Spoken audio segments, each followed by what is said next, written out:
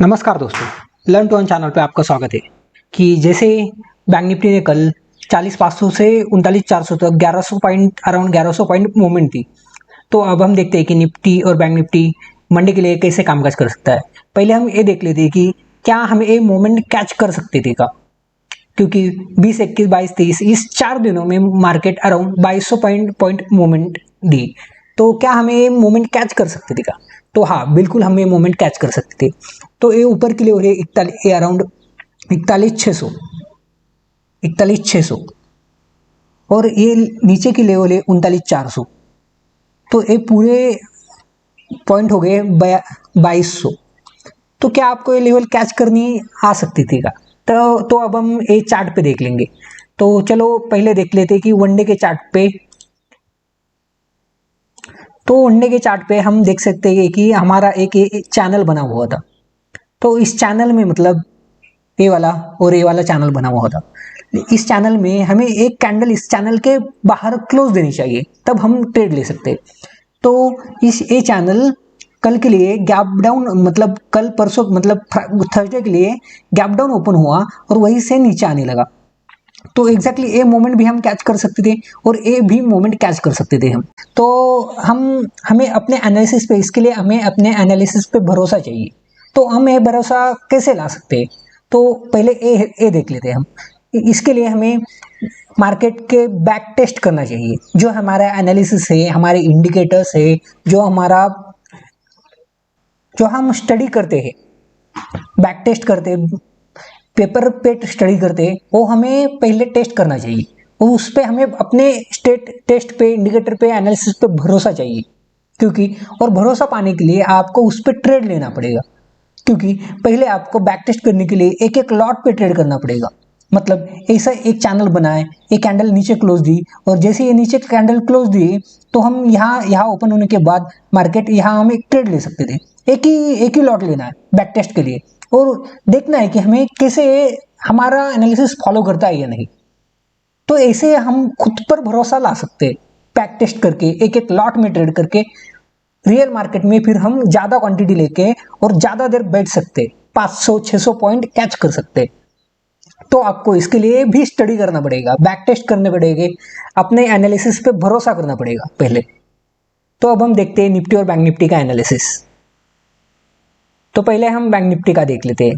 तो bank Nifty ने कल मतलब फ्राइडे को बहुत अच्छी सी मूवमेंट दी और अराउंड हमें 1100 पॉइंट मिल गई है। तो अब हम देखते हैं कि इसी रेंज में ओपन होने के बाद क्या हो सकता है।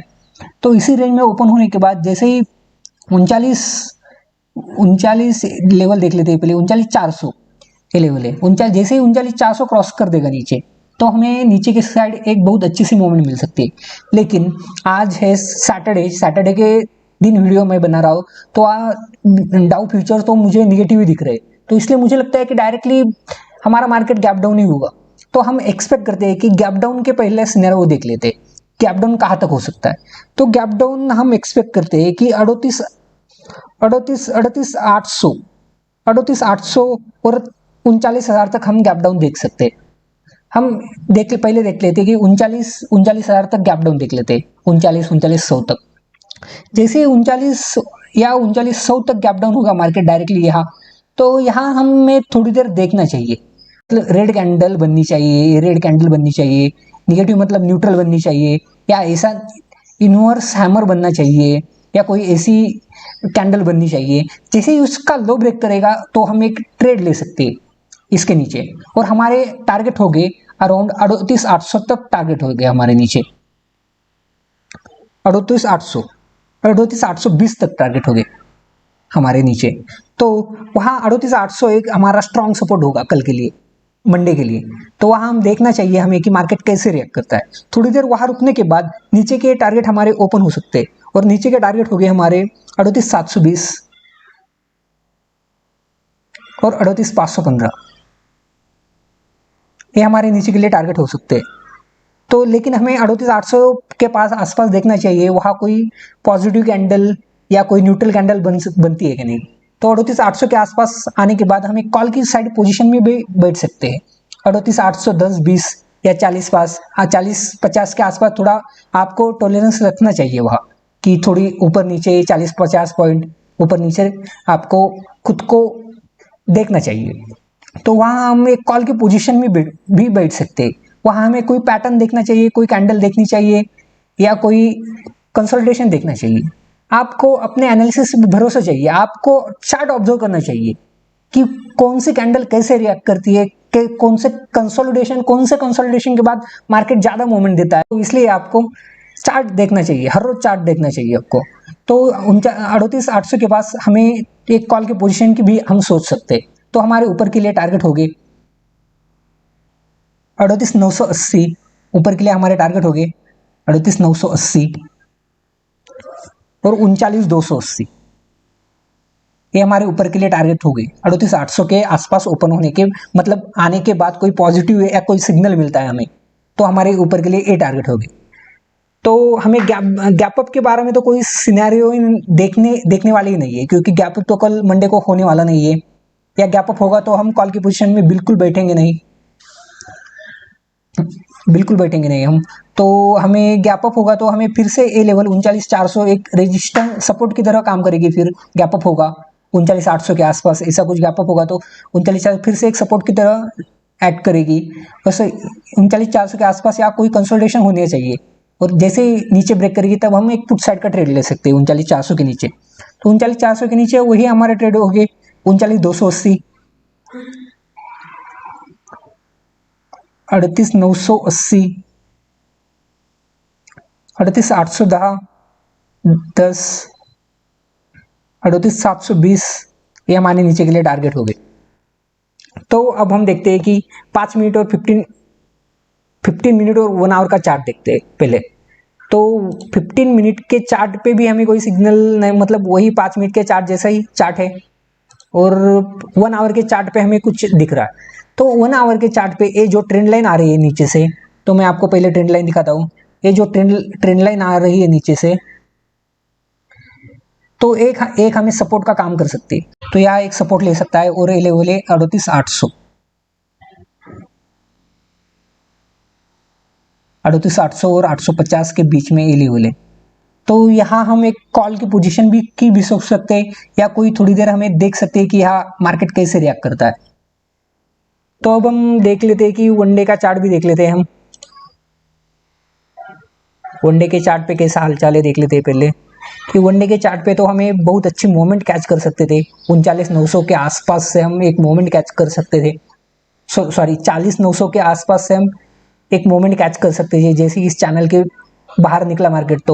तो वनडे के चार्ट पे भी 38,820, 38,800 के पास ही हमें एक सपोर्ट है। तो ये सपोर्ट मुझे लगता है कि स्ट्रॉन्ग सपोर्ट की तरह एक्ट करेगा। तो अब हम देखते थे कि निफ्टी का एनालिसिस। तो निफ्टी में भी हमें अराउंड 17,915 से 17,280 तक हमें मोमेंट मिल गई। तो ये मोमेंट अराउंड 600 पॉइंट की हो सकती है। ये लेवल कैच कर सकते हैं क्या, ये पहले देख लेते। तो हमें इसके लिए वनडे के चार्ट पे जाना चाहिए। तो वनडे के चार्ट पे भी हम एक लेवल मोमेंट कैच कर सकते थे। सपोर्ट पे कोई पॉजिटिव कैंडल देखनी चाहिए और रेजिस्टेंस पे कोई नेगेटिव कैंडल देखनी चाहिए हमें। तो जैसे कि यहाँ हमें अब देखते थे कि एग्जैक्टली लाइफ टाइम हाई पे हमें, ये लाइफ टाइम हाई है हमारा, यहाँ हमें रेड कैंडल नेगेटिव मिल गई। तो जैसे ही इसका लो ब्रेक करेगा मार्केट, जैसे, और ये इनसाइड कैंडल भी बन गई थी। मैं आगे एक इनसाइड कैंडल पे वीडियो भी बनाने वाला हूँ, और एक हमारे मार्केट के लिए एक बहुत अच्छी सी स्ट्रैटेजी है मेरी। इनसाइड कैंडल की स्ट्रैटेजी पे मैं बहुत ही जल्द एक वीडियो बनाने वाला हूँ। तो आप देख सकते हैं कि जैसे इस ग्रीन कैंडल के नीचे मार्केट निकला तो हमें कैसे मूवमेंट मिल गई।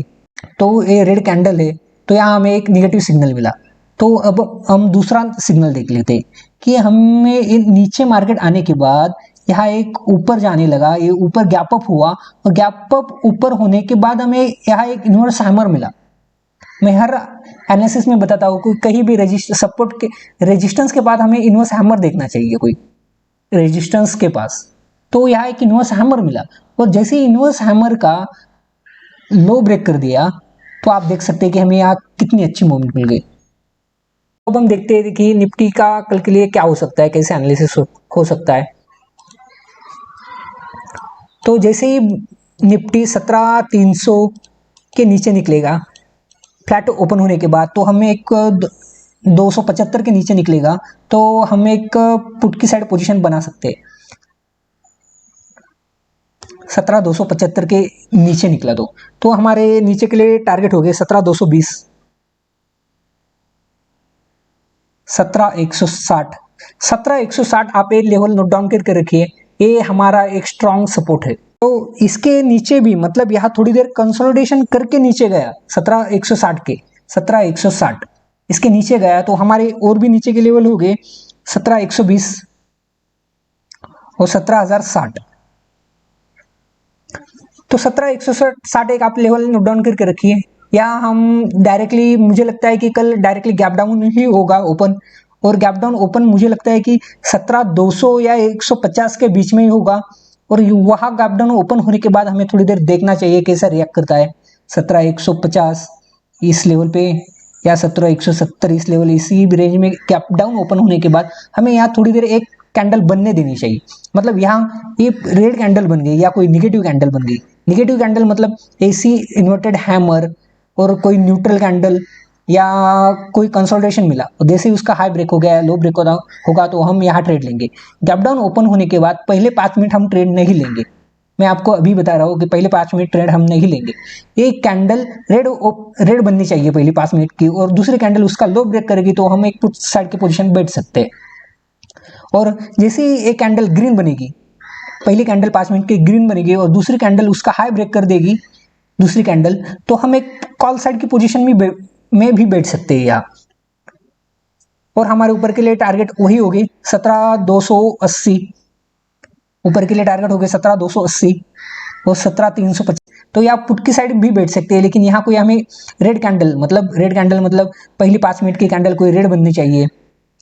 यहाँ 17,150 के आसपास यहाँ रेड बननी चाहिए कैंडल, और जैसे ही दूसरी कैंडल इसका लो ब्रेक कर देगी तो हम यहाँ पुट की साइड पोजीशन बना सकते हैं यहाँ। और नीचे 17,160 के नीचे हमारे टारगेट हो गए 17,120 और 17,060। ज़्यादा गैप डाउन ओपन होने के बाद ज़्यादा नीचे के टारगेट नहीं हो गए हमारे। तो मुझे तो लगता है 17,160 को ही सपोर्ट लेना चाहिए मार्केट, क्योंकि ऑलरेडी तो 100-150 पॉइंट गैप डाउन ओपन होने के बाद मार्केट मूवमेंट खा जाता है पूरी। तो दोस्तों आपको एनालिसिस कैसे लगा कमेंट में जरूर बताना, और आपको और भी कोई टॉपिक पे वीडियो चाहिए तो ये भी कमेंट में जरूर बताना। लाइक शेयर और सब्सक्राइब करना। लाइक्स में आप बहुत कंजूसी करते हो, तो आपको लाइक करने में कोई कंजूसी नहीं करनी चाहिए। इससे हमें अच्छा भी लगता है, मोटिवेशन मिलता है और हमें दूसरा वीडियो बनाने के लिए प्रोत्साहन भी मिलता है। थैंक यू दोस्तों, थैंक यू।